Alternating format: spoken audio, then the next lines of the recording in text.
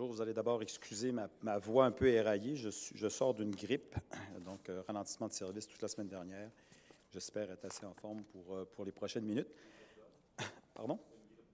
Une vraie grippe. Une grippe de garderie. Les vrais, là.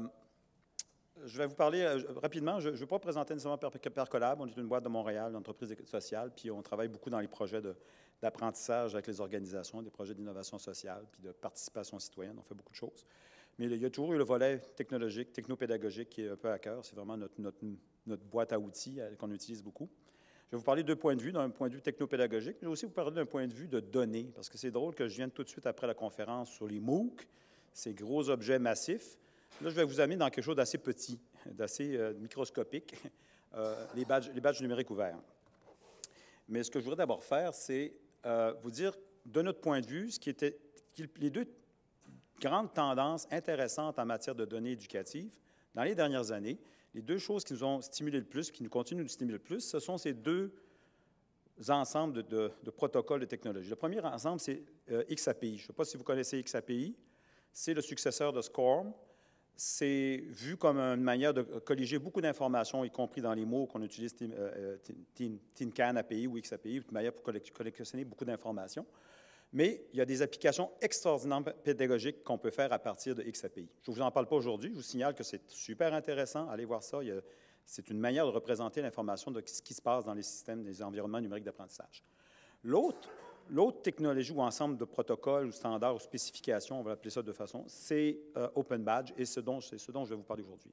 Les deux ont quelque chose de similaire. On essaie d'encapsuler par une syntaxe très simple quelque chose qui est assez puissant. D'un côté, c'est qu'est-ce qui se passe, qu'est-ce que font les personnes dans les systèmes d'apprentissage. De l'autre côté, c'est qu'est-ce qu'ils ont réussi, qu'est-ce qu'ils ont eu comme réussite ou apprentissage qu'ils ont fait, puis comment on peut transporter cette réalisation-là. Mais ils ont aussi quelque chose d'autre aussi. Ils ont quelque chose d'assez puissant parce que c'est des petits morceaux qui s'imbriquent, qui s'ajustent, qui peuvent être modulables, qu'on peut agencer de toutes sortes de façons. Mais je vais commencer pour parler des badges. À quel problème les badges essaient-ils de répondre? C'est assez clair. Il y a un problème qui a suscité la Fondation Mozilla à investir une somme d'argent assez conséquente, d'avoir des fondations comme MacArthur d'investir dans des projets pour répondre à un petit problème qui est le propre d'un certain nombre de documents qu'on voit partout. Le relevé de notes. Le relevé de notes, il y a un paquet d'informations qui nous permettent de juger si l'étudiant a réussi ou pas. Mais c'est des informations assez sommaires. Une note, un titre de cours avec un sigle, on est à peu près là. Un autre document qu'on voit souvent, c'est le CV. Le CV contient une information sur les capacités, les habiletés, les compétences d'une personne. Mais encore là, c'est assez sommaire. Windows 98, 99, 2000, NT. Mais encore, qu'est-ce que c'est? La personne connaît le nom de Windows ou qu'est-ce que c'est faire avec Windows? On a un petit peu, ou Linux, la même chose. On n'a pas beaucoup d'informations, mais on utilise beaucoup ces choses-là. Et le dernier document que je vais vous présenter, c'est un certificat. Là, j'en ai pris un qui est vide. Ce qui est intéressant aussi, parce qu'il est vide, puis il est déjà signé par les personnes, donc je pourrais peut-être le remplir et mettre mon nom à la place et dire que j'ai fini, soyons un peu humbles, 22e sur les 6000 d'un marathon. Donc, le certificat aussi pose problème. L'authenticité, sa validité, en fait, il y a un ensemble de conséquences, de conséquences autour de la production de ces outils-là. Le badge numérique essaie de répondre à des problématiques concrètes de ce genre de documents-là. La première problématique, puis c'est des problématiques, il faut les voir de regards différents. Alors, si je suis quelqu'un qui regarde le certificat ou qui regarde le relevé, je vais vérifier un certain nombre de choses. Qu'est-ce qu'il y a derrière l'intitulé d'une note? Qu'est-ce qui s'est passé derrière la note? Qu'est-ce que l'étudiant a étudié dans le cours? Qu'est-ce que la personne me dit quand elle dit Windows 95? Qu'elle sait faire? C'est quoi ses compétences? Quand je regarde un certificat, est-ce qu'il est valide? Est-ce que j'ai une trace? Est-ce que je peux vérifier son authenticité? Donc, ce sont ce genre de questions-là si je suis quelqu'un qui consomme la chose.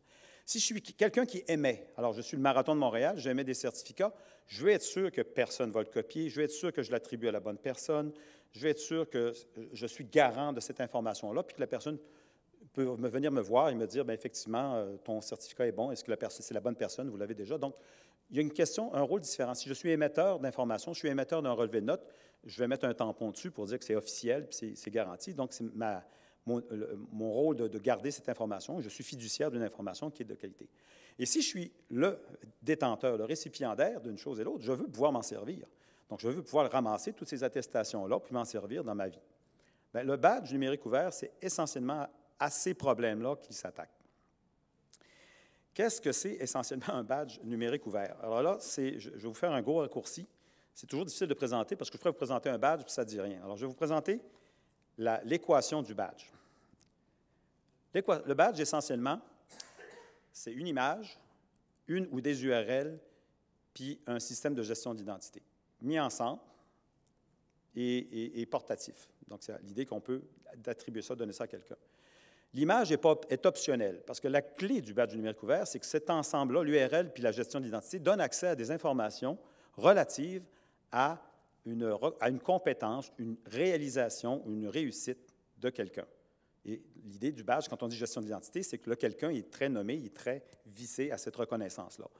Donc, un badge, essentiellement, lorsqu'on regarde un badge, la floraison de choses, on est très attiré par ces belles petites images. Vous allez en voir partout des badges, des belles petites images.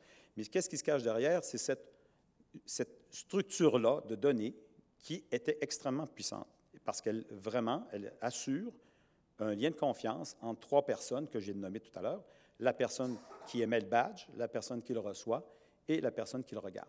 On établit un réseau de confiance parce que cette information-là qu'on fournit aux gens, elle est essentiellement faite de façon à être portable et sécurisée. Donc, c'est un badge numérique. On n'en a pas encore vu un, on s'en vient tranquillement. Le badge numérique, au cœur du badge numérique, il y a une notion d'assertion. Il y a une phrase, on aime beaucoup utiliser cette phrase-là pour l'expliquer, une assertion qui établit ce contexte d'une information sur une reconnaissance de compétence. Je vais le traduire de cette façon-là, en langage en phrase à trous. Je, émetteur, moi l'émetteur, ou endosseur, donc je peux prendre des badges que quelqu'un a créés puis les endosser, puis dire je les utilise moi aussi. Donc, je reconnais à cette personne-là, récipiendaire, au récipiendaire, que je peux nommer, puis je peux préciser son identité, cette réalisation-là. Cette réalisation-là, ça peut être une phrase, il a terminé le marathon, ou ça peut donner une référence à un référentiel de compétences, à un cours, un ensemble d'éléments qu'on peut retrouver dans des référentiels. Donc, je peux nommer de cette façon-là. Donc, je reconnais cette compétence, disons, qui correspond à ce référentiel, parce qu'il a accompli ceci, et en voici la preuve. Et ça, c'est deux clés intéressantes qu'il y a dans le badge. Ce n'est pas juste le fait de dire « il est bon en Windows 95 », c'est dire « il est bon en Windows 95 parce qu'il a accompli ceci ». Ça peut être un examen, ça peut être une réalisation, il peut avoir programmé une application dans Windows. Donc, on peut donner la situation dans laquelle, on peut même donner un grand détail, la situation, le contexte dans lequel la personne a performé pour obtenir cette reconnaissance de compétence. Et aussi, on peut fournir une preuve. La preuve peut être la note, mais elle peut être aussi, par exemple, effectivement, voici le programme qu'il a complété, voici, allez sur GitHub, allez voir le programme, il existe. L'assertion, c'est le cœur du badge. Et c'est ça qu'on encapsule de manière assez magique dans une image qui devient portable à ce moment-là, qu'on peut placer dans d'autres endroits. Si je vous montre un peu comment ça se présente, je n'ai pas tout mis le code, là, mais c'est en JSON, LD. C'est un vocabulaire contrôlé qui décrit, si on descend jusqu'en bas, le contenu que je vous ai présenté sous forme de phrase. Et ça, ce contenu-là est consommable par les machines, essentiellement. Lorsque je suis un humain, ce que je vois, c'est quand j'affiche un badge, donc j'ai le badge à côté, et si je regarde le contenu du badge, s'affiche. Et dans un contexte, ça peut être dans un contexte très spécifiquement badge, ou ça peut être dans LinkedIn, je peux permettre aux gens d'avoir accès à cette information-là. Donc, je peux utiliser le badge comme vecteur pour ramasser, moi comme utilisateur, un ensemble d'éléments de compétences, de réalisation, de réussite, et je peux les présenter dans des contextes qui me sont nécessaires. Donc, je m'en vais pour un emploi, bien, je peux sortir des badges qui me semblent pertinents, et le badge me donne plus que strictement la mention. Il me permet à quelqu'un qui le regarde d'aller cliquer dessus et dire « Ah, effectivement, pour obtenir ce badge, il a fait ceci. » Et pour moi, je peux me satisfaire, donc j'ai une certaine forme de traçabilité, et j'ai de l'information sur la personne qui a émis le badge. Est-ce que c'est une institution de qualité? Est-ce que c'est des pairs? Est-ce que c'est... Je peux juger de la valeur de l'assertion que la personne me présente. Vous avez l'essentiel du badge. Le reste autour, c'est la mécanique. Le badge numérique, présentement, est utilisé de plusieurs façons. La façon la plus de base qui est utilisée, c'est un peu à titre de reconnaissance d'une réalisation dans le cadre d'un cours. J'ai complété le cours, j'ai complété un MOOC. Je te donne un badge qui dit que tu as complété un MOOC. Mais ça, c'est regarder un aspect, c'est souvent dans le milieu d'éducation formelle, c'est un peu trop souvent ça. Quoiqu'il y a des expériences qui commencent à prendre les programmes d'études et les transformer en système de badge. Ce qui fait en sorte que si tu veux développer toutes ces compétences-là qui sont propres à un métier ou un autre, on représente ça sous forme de badge qui correspondent à des éléments que tu développes dans un cours ou l'autre. Donc, il y a du travail, il y a beaucoup d'expérimentations qui se font dans certaines universités pour transformer les programmes comme parcours. Et la représentation du parcours, au lieu d'être une bête liste de cours ou une liste de compétences à développer, on utilise des badges. Et pendant mes cours, je peux gagner des badges et avoir une représentation portable, parce que je peux prendre ça et l'amener ailleurs, de ce que j'apprends, de mes réalisations, de mes apprentissages. Pour supporter un badge, parce qu'essentiellement, ça reste, je vous dis franchement, c'est un PNG ou un SVG, une petite image avec une petite ligne de code dedans qui se branche, qui peut contenir toute l'information ou qui peut se brancher sur un serveur qui me fournit l'information. C'est ça, essentiellement, le badge. On l'habille aux couleurs qu'on veut, on les structure comme on veut. Mais pour le supporter, il y a quand même une infrastructure. Au départ, ce qui est le plus important dans le badge numérique ouvert de la Fondation Mozilla, qui est rendu un produit de communauté, maintenant, il y a une spécification du vocabulaire à utiliser.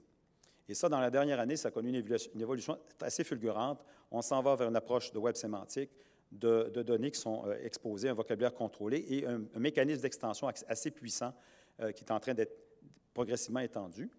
Il y a cette dimension-là. Donc, il y a au départ une spécification, elle est rendue 1.1, vous pouvez être en ligne, documentée, très claire, très précise.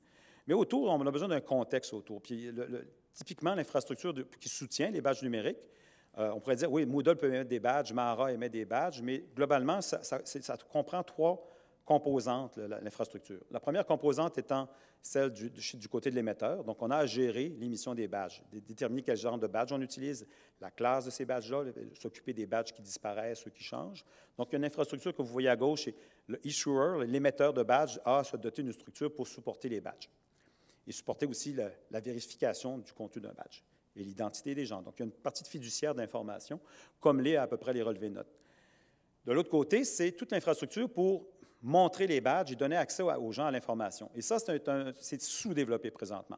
C'est-à-dire qu'on, oui, on peut mettre un badge dans LinkedIn, on peut mettre un badge dans Twitter, on peut mettre un badge dans Facebook, mais l'idée de pouvoir les mettre en scène, les organiser, les structurer, ce n'est pas tellement encore très développé. On peut le faire un peu plus dans Mara, c'est intéressant.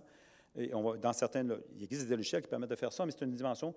Donc, l'idée, c'est de prendre des badges et les mettre en scène comme utilisateur et de pouvoir les montrer à quelqu'un dans un dispositif composé. Vous allez comprendre qu'un badge, quand je reviens beaucoup à ça, on regarde beaucoup l'image, mais derrière ça, il y a des métadonnées, il y a de l'information, et cette information-là, on peut la mettre dans des PDF, on peut la mettre dans un document Word aussi, on y a accès, on peut la ramener, on peut la structurer autrement. Donc, le format peut être décliné, mais ces outils-là sont sous-développés présentement. Et au cœur du badge, l'idée, c'est où je mets mes badges à moi, où je les collectionne, je les demande, je les obtiens, mais comment je les gère. Et ça, c'est encore une zone encore un peu en sous-développement. Il y a beaucoup présentement de discussions autour de ça. C'est ce qu'ils appellent le backpack, le sac à dos sur lequel je colle mes badges, comme les scouts. C'est l'environnement personnel. On pourrait imaginer à terme que des endroits comme LinkedIn seraient un endroit intéressant pour pouvoir loger ces badges. Donc, il y a quand même cette zone-là. Mozilla fournissait un backpack qui n'est plus en développement présentement, mais donc il y a une réflexion là-dessus. Il y a un groupe en Finlande qui est en train de développer un système complet. C'est juste pour dire, moi, comme utilisateur, je voudrais les collectionner, les mettre à un endroit sécuritaire pour pouvoir ensuite les utiliser pour les projeter. Et ce qui est le petit truc en haut, puis je reviens encore à ça, le badge fonctionne parce qu'il est simple, il décrit quelque chose de manière assez précise, puis il crée un réseau de confiance entre les trois personnes, les trois groupes d'utilisateurs du badge, l'émetteur, l'utilisateur et la personne qui le regarde. Et ce réseau de confiance est bâti sur un protocole d'authentification, de sécurité. Donc, le badge, en principe, ne peut pas être, il pourrait être forgé. Et présentement, on parle justement d'utiliser des techniques comme celle du Bitcoin, du blockchain, pour en renforcer cette idée-là que tu ne peux pas transformer un badge qui a été émis. On peut annuler un badge, et ça, il y a une procédure qui est inclue pour retirer un badge à quelqu'un. On peut penser à un badge qui tombe en secouriste, qu'il faut suivre le cours à chaque 5 ans. Là, c'est prévu, ça, dans le badge. On peut faire en sorte que le badge soit périmé, quoi. Donc, cette infrastructure, mais en haut, l'authentification et le claim making, c'est la structure qui assure la confiance dans la génération d'un badge puis dans le regard. Je vais vous donner 3 exemples. Je pourrais passer l'après-midi à vous donner des exemples de badges. Je vais vous en donner 3 exemples qui montrent un peu la variété d'utilisation. Pour faire quoi un badge? Ça, c'est des gens de Montréal. C'est Ça s'appelle Scolab, une boîte de Montréal qui fait BuzzMath, qui est un produit en français qui s'appelle NetMath, puis en anglais BuzzMath. Ils ont gagné un prix en 2012 pour faire un système de badge qui correspond au Common Core, qui est le référentiel de compétences américain, entre autres en mathématiques dans leur cas. Eux autres, c'est des exerciceurs en mathématiques qui sont partis du référentiel québécois, puis ils ont réussi à le décliner dans le référentiel du Common Core. Et ils ont développé tout un système de badge autour de la maîtrise des compétences accrochées à un référentiel de compétences. C'est en ligne, vous pouvez y aller, c'est très intéressant.